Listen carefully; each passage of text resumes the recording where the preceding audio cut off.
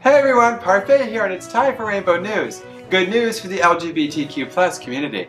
And today I'm super excited to bring several stories to you because we haven't done a Rainbow News in a while. So let's go ahead and dive right in. Now, our first story on the docket today is from New Jersey, which recently passed some truly amazing legislation to protect reproductive rights, as well as the rights of transgender people. New Jersey bills S2260 and A2218 are companion legislative measures designed to serve as shield laws.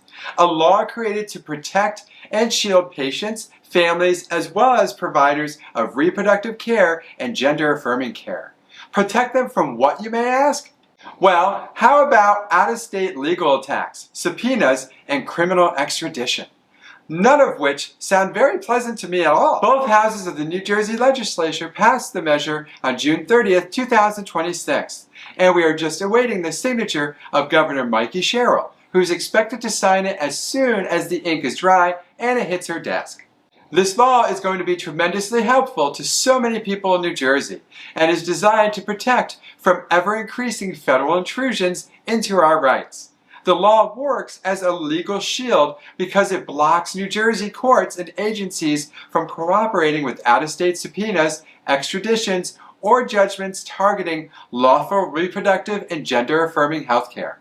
It also establishes specific state penalties and civil causes of action for interfering with delivery or receipt of these care services. So there will be punishments for anyone trying to keep people from their health care. Yay for that! Confidentiality is another area for concern, and this new law reaffirms strict patient-provider privacy standards regarding any medical records that might be sought by restrictive states. So we applaud the state of New Jersey for standing up for the rights of its citizens. Reproductive rights in America are constantly under attack, and the Trump administration has made a clear target of the trans community in order to distract from its failings and also from its bad policies. Well, the good people of New Jersey can sleep better at night knowing that their protections are guaranteed. And now it's on to our next story. This one's for all of our gay friends in the great northern woods of Canada. Have you ever wanted to be a sperm donor and you were told no just because you were a gay man? Well, up until 2024 in Canada, you were banned from donating sperm if you had had sex with another man, especially within that 3-month window due to the alleged higher risk of STDs and HIV exposure.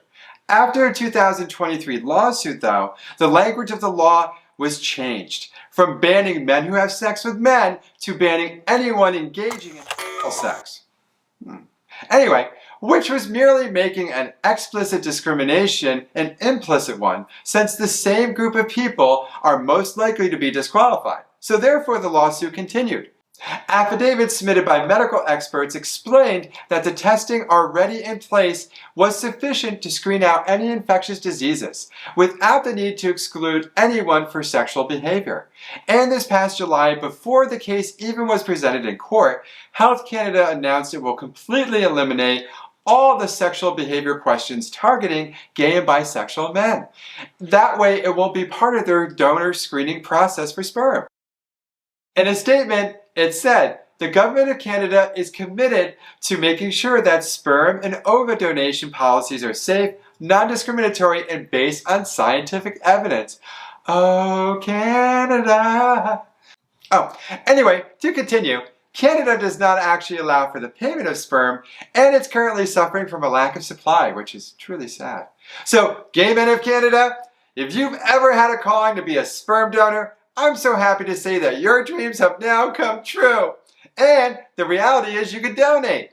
And maybe this also means we're moving towards changing some of these long-standing assumptions about sexual orientation in relation to HIV, which would certainly be nice. Well, up next after that last story, I want to talk to you about Bolivia. Bolivia is in the news because it's going to recognize its first same-sex marriage in this historic leap towards equality. Same-sex marriages aren't legal in this South American country yet, but this development could pave the way and make it happen. After a nearly 4-year legal battle, Fabiana Banzer and Scarlett Rocha became the first same-sex couple to be civilly married in Bolivia.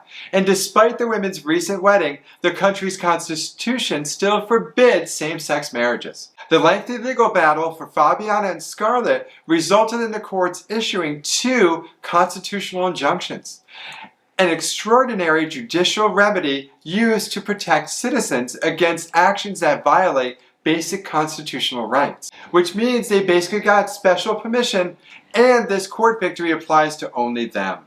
No legislative or constitutional changes have occurred to allow same-sex marriages nationwide. However, we want to offer our heartfelt congratulations to Fabiana and Scarlett. We are so excited for your union. Congratulations. We hope that your brave fight will go and encourage others to bring similar challenges to this law that will eventually allow to be changed.